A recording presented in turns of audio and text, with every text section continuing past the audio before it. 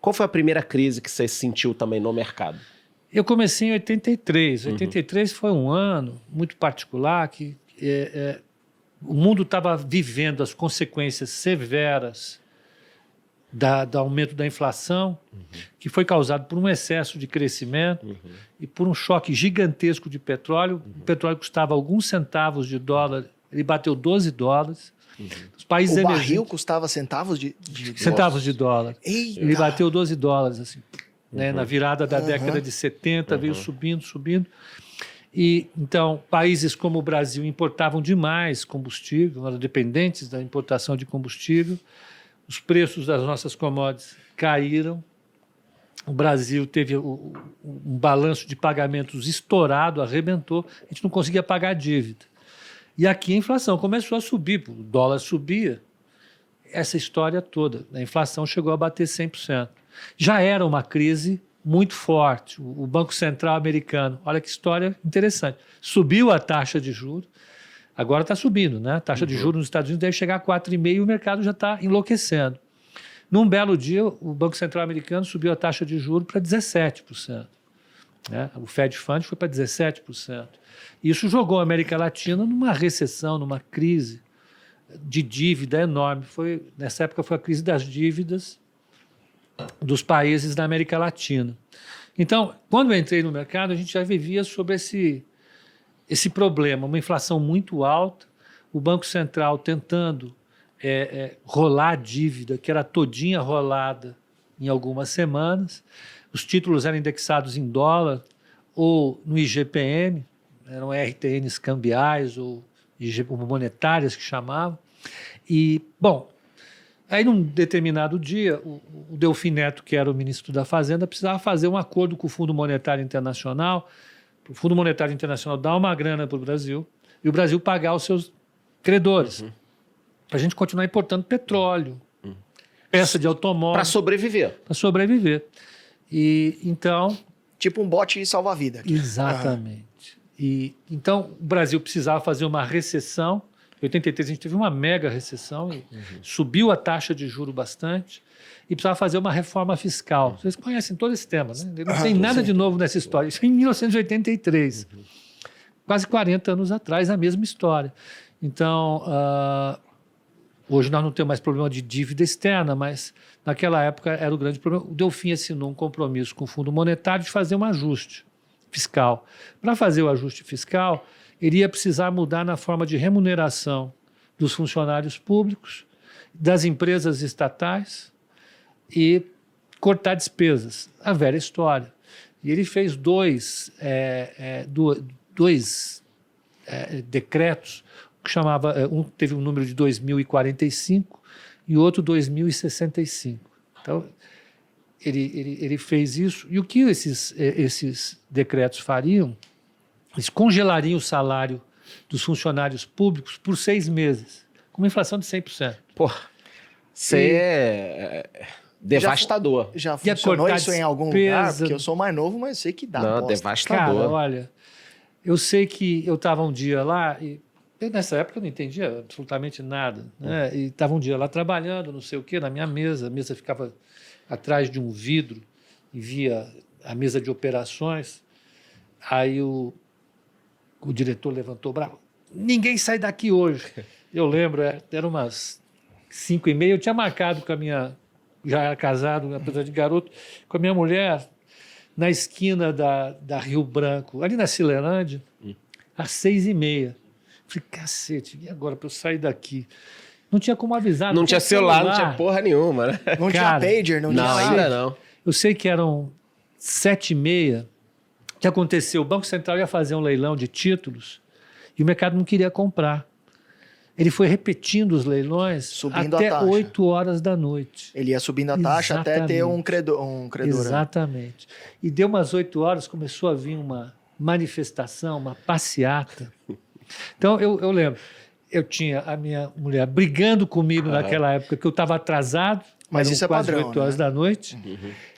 Tinha uma passeata gigantesca, dando um cacete nas medidas do governo, e o governo na mesa tentando empurrar uma montanha. Desespero. E foi assim, até de fato, o governo Figueiredo, que era o último governo militar, entregar os pontos, abrir o bico. A inflação explodiu. Acabou. Ali estourou, né? É porque o Delfino não decretava moratória, ele ia enrolando, ele era um cara esperto nesse sentido.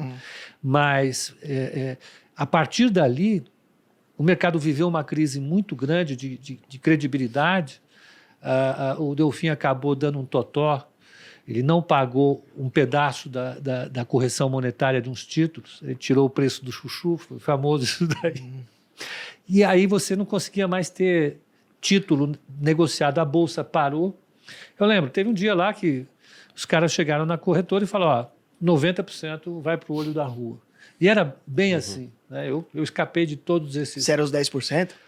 Era. Faz sentido, agora eu lembrei do currículo dele, porra. Pete, olha que maneiro, pelo amor de Deus, galera, deixem like aqui, porque olha a história que ele contou, que é muito bacana você falando dessa crise, a gente percebe que provavelmente foi pior do que essa que a gente está passando agora, por enquanto, ou a de 2008, que eu peguei e talvez tenha sido a pior, e como as pessoas acham que sempre a que a gente está vivendo é a pior, né? Pete, isso que ele está falando da crise dos anos 80 do início, ela foi toda feita nos anos 70, né? O preço do petróleo, primeiro teve guerra em Israel, 2 guerras, 67, 73, depois revolução no Irã, né, 79, o preço do petróleo, cara, foi um negócio... É muito pior do que esse choque que a gente teve agora de $60 para 120, né? É como se fosse... Eu já vi alguns estudos que a crise que a gente teve no final dos anos 70, 80 é como se o dólar hoje, o petróleo hoje, fosse a $400. E por aí. O choque que deu na oferta. Explodiu a economia do mundo, né? O mundo entrou em... Você imagina, todo mundo importava petróleo e pagava as importações de petróleo com exportações de alguma coisa. No nosso caso, café, banana, o que for, whatever. E você pagava muito pouco o petróleo. E aqui, carro, tinha uma paridade mais equivalente. Aí, do nada, o que você importa subiu e impactou a inflação, é isso? Exato. E assim, o milagre econômico do governo militar foi vender carro, as pessoas se sentiram mais ricas. De repente, você teve um problema. Eu me lembro, assim, que eu era criança, isso nos anos 70, ali 73, 74, a gente passou a ter um problema que era o seguinte, os postos só funcionavam até as 8 da noite. A velocidade limitada a 80 quilômetros no Brasil começou para economizar combustível nas estradas. E nas estradas só tinha posto a cada 100 quilômetros. Caramba! Então, tinha mais uma restrição. Eu acho que de domingo o posto não abria. Então, você praticamente limitou demais o uso da gasolina e do diesel, e isso gerou uma crise muito grande para a gente. E ela se estendeu. Quando eu comecei a trabalhar no mercado, você estava, como muito bem ele falou, pegando todas as consequências que foram gestadas da década de 70. Posso só dar o dado aqui para que o pessoal tenha ideia? Pete, petróleo saudita em 1970, 1,80 o barril. Então, na década de 70, começou ali com 1,80 o barril. Tá? Na década de 80, chegou a $39. Foi, então, a gente está falando barril de sair de 4,5? 4,5 litros? O tamanho não sei, mas o barril não, hoje barril é $100. Não, mas tem 60 litros, né? Não, é mais. Mas não, tava pensando em galões. Não, o americano pensa em galões. Diferente. Falei mas aqui eu tô falando do barril de petróleo que hoje está na faixa de $100, saiu de 1,80 para 39. É isso aí. Então o que ele tá falando, o país importa aí petróleo, foda-se, né? Tá pagando pouco. A $1 é uma coisa, a 39, né? Quer dizer, um choque absurdo. Foi muito sério. A gente passou a para você comprar uma calça jeans, a gente não tinha, na época era leves. Cara, era só de contrabando, né? Disco importado, de rock naquela época. Nossa, era caro pra cacete, eu lembro. Era só, você ia ali no centro de São Paulo, você tinha na galeria do rock ali, tinha umas bocadas ali, você comprava escondido, mocosado. Carro e imóvel em dólar, você não cotado conseguia, nos anúncios, né? Exato, você não conseguia comprar as coisas que eram importadas simplesmente porque gerou uma crise de balanço de pagamentos que perdurou muito tempo.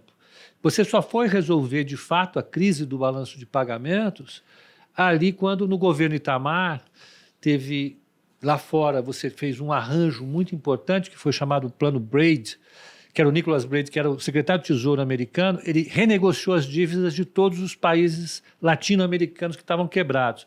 México, Argentina, Chile, Colômbia, todos quebrados. O Brasil não conseguiu fechar a negociação no âmbito do Plano Braid, porque a gente estava vivendo uma crise política enorme, era o governo Itamar, o Collor tinha acabado de ser empichado. Aqui a gente não conseguia estabelecer um programa que atendesse aos objetivos do Fundo Monetário Internacional. E o Braid só ia liberar a grana Se fizesse isso. se fizesse isso. Ele ia trocar, era uma proporção de... Ele ia colocar 10% da dívida de cada país com títulos do Tesouro americano. Dava uma garantia no caso de default. E com isso foi renegociado e surgiram os Braid Bonds, que chama. O Brasil não fez isso. Ele fez um acordo direto, conseguiu uma grana, depositou lá e saiu fora disso. Mas só foi resolver essa crise, de fato, né, no período do Itamar, que já foi negociado pelo Fernando Henrique, pelo Malan, O Malan que depois pelo Bracher, finalizou tudo. Eles fizeram toda a renegociação. Nessa época, o Fernando Henrique era o ministro das Relações Exteriores, ele tinha a equipe dele, que era o Bracher. E ele ainda não fumava maconha naquela época. Eu acho que ele já tinha parado de fumar. Já tinha pra parado. poder- Não, porque essa história da maconha, se eu não me engano, foi no período em que ele era professor da USP. E ele foi professor da Sorbonne, ele foi professor em Princeton. Então ele passou na vida acadêmica dos anos 70. Eu acho que o professor que não fumasse maconha nas ciências sociais era mal visto. Faz sentido. Eu Manda fiz PUC, dois aí. eu ficava, Pô, na eu PUC ficava, ali, eu ficava chapado por tabela, nem gosto de fumar nada. Na Eu prainha ali? Na prainha ali, rapaz, eu só tava ali, do nada eu tava igual com os olhos do Bob Marley ali. Exatamente.